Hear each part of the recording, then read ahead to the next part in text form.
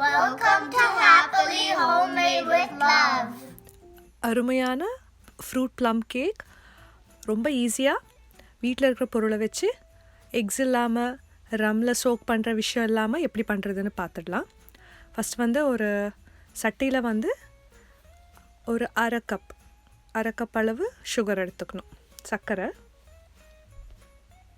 தண்ணியே இல்லாமல் சர்க்கரையை வந்து அப்படியே சூட்லேயே வந்து கரைய வைக்கணும். இதுக்கு பேர் வந்து கேரமலைசேஷன் சொல்லுவாங்க.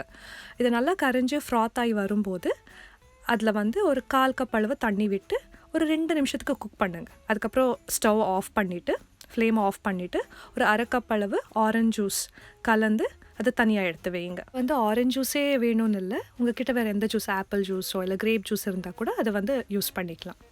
ட்ரை ஃப்ரூட்ஸ் எல்லாமே இப்போ நம்ம இந்த மிக்சரில் தான் சோக் பண்ண போகிறோம். நான் இங்கே வந்து கொஞ்சம் cranberries, உணர்ந்த திராட்சை, ட்ரை கிரேப்ஸ், கிஷ்மிஸ் சொல்லுவோம் இல்லையா, அது பிளாக் கலரில் இருக்குது, ஃபிக்ஸ், அஞ்சூரம், கர்ஜூரம், டேட்ஸு, அதுக்கப்புறம் வந்து ஆப்ரிகாட், கட் ஆப்ரிகாட், அப்புறம் வீட்லேயே செஞ்ச டூட்டி ஃப்ரூட்டி எப்படி செய்கிறது அப்படின்னு சொல்கிறது ஒரு வீடியோ பண்ணியிருக்கேன். அது லிங்க் வந்து டிஸ்கிரிப்ஷன் பாக்ஸில் ஷேர் பண்ணியிருப்பேன், அதை பார்த்துக்கோங்க. இதை வந்து குறைஞ்சபட்சம் ஒரு 2 மணி நேரம் ஊற வச்சா நல்லாயிருக்கும். இப்போது நம்ம வந்து எந்த பேக்கிங் ட்ரேயில் பேக் பண்ண போகிறோமோ அதை வந்து க்ரீஸ் பண்ணிவிட்டு இந்த மாதிரி மாவு வந்து கொஞ்சம் போட்டு அதை வந்து தட்டி எடுத்துடுங்க. கேக் ஒட்டாமல் வர்றதுக்கு இதை ஹெல்ப் பண்ணும். இப்போ நம்ம வந்து கேக் பேட்டர் ரெடி பண்ணிக்கலாம். ஒரு பவுலில் ஒரு 1/4 கப் அளவு பால் எடுத்துக்கோங்க. அதில் ஒரு 1/4 கப் அளவு ஆயில் இல்லை பட்டர் கூட யூஸ் பண்ணிக்கலாம்.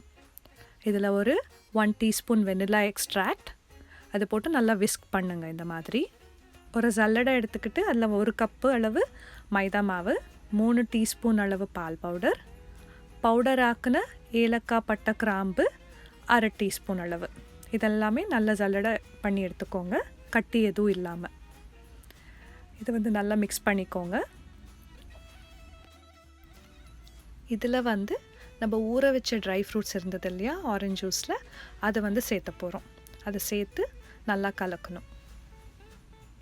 இந்த கேக் கிறிஸ்மஸ் டைமில் மட்டும் இல்லைங்க, எப்போ வேணுனாலும் செஞ்சு சாப்பிட்லாம். ரொம்ப அருமையாக இருக்கும். நிறைய ட்ரை ஃப்ரூட்ஸ், நட்ஸ் எல்லாம் சேர்த்துறதுனால உடம்புக்கு ரொம்ப நல்லது. இப்படியாக கட் பண்ண முந்திரி சேர்த்துருக்கேன், பீக்கான் சேர்த்துக்கலாம், பாதாம் சேர்த்துக்கலாம், அதே மாதிரி வால்நட்ஸ் போட்டுக்கலாம். ஸ்பெசிஃபிக்கான நட்டோ இல்லை ட்ரை ஃப்ரூட் இருக்கணும்னு எல்லாம் கிடையாது. உங்கள் வீட்டில் என்ன அவைலபிளாக இருக்கோ அதை போட்டு இதை வந்து செஞ்சுக்கலாம். இப்போ இதில் வந்து ஒரு சிட்டிகை உப்பு, 1 டீஸ்பூன் அளவு பேக்கிங் பவுடர், 1/2 டீஸ்பூன் அளவு பேக்கிங் சோடா போட்டு நல்லா கலந்துக்கலாம். சீவ் பண்ணால் பெட்டர், அதை வந்து கட்டி இல்லாமல் வந்து நம்ம மிக்ஸ் பண்ண முடியும். ஸோ இதை வந்து இந்த பேட்டரில் நல்லா மிக்ஸ் பண்ணிவிடுங்க. இந்த பேட்டர் மிக்ஸ் பண்ண ஆரம்பிக்கும் போது நீங்கள் வந்து அவனை வந்து ப்ரீஹீட் பண்ணிக்கோங்க. 350 டிகிரி ஃபாரன்ஹைட், அதாவது 175 டிகிரி செல்சியஸில்.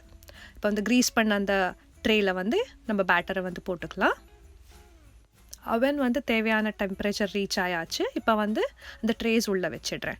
10 நிமிஷம் கழித்து வந்து நான் கேக்கை வந்து கார்னிஷ் பண்ண போகிறேன். எப்படின்னா, நான் வந்து கொஞ்சோண்டு ட்ரை ஃப்ரூட்ஸ் அண்ட் நட்ஸ் வந்து சேவ் பண்ணியிருந்தேன். நம்ம ஃபஸ்ட்டே போட்டுட்டோன்னா என்ன ஆகும்னா, அது வந்து ரைஸ் ஆகும்போது அதெல்லாம் சிங்க் ஆகிடும். அதனால் அது வந்து ஒரு 10-15 நிமிஷம் ஆனதுக்கப்புறம் அதை மேலே வந்து டெக்கரேட் பண்ணோன்னா அது வந்து மேலே அப்படியே நிற்கும். பார்த்தீங்களா, இந்த மாதிரி 30 மினிட்ஸில் கேக் பேக் ஆகிடுச்சுங்க. டூத்பிக் வந்து ஸ்டிக் பண்ணி பாருங்கள், ஒட்டாமல் வந்துச்சுன்னா கேக் பேக் ஆகிடுச்சுன்னு அர்த்தம். ஒரு 9 இன்ச் பேனில் நான் சொன்ன அளவு வந்து நீங்கள் பண்ணிங்கன்னா ஆல்மோஸ்ட் 45 மினிட்ஸ் to 1 hour ஆகும் பேக் ஆகிறதுக்கு.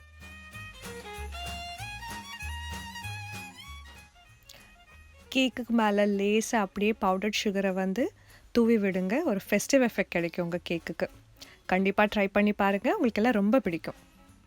இந்த ரெசிப்பியில் யூஸ் பண்ணுற எல்லா இன்க்ரீடியன்ஸோட லிஸ்ட்டு, அதுக்கப்புறம் அந்த குவான்டிட்டி வந்து டிஸ்கிரிப்ஷன் பாக்ஸில் மென்ஷன் பண்ணியிருப்பேன். ஸோ கண்டிப்பாக அது வந்து செக் பண்ணுங்கள்.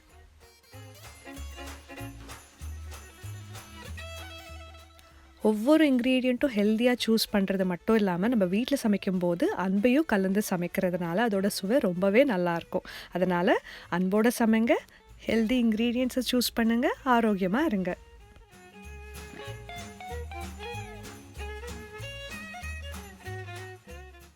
Eat healthy and stay healthy.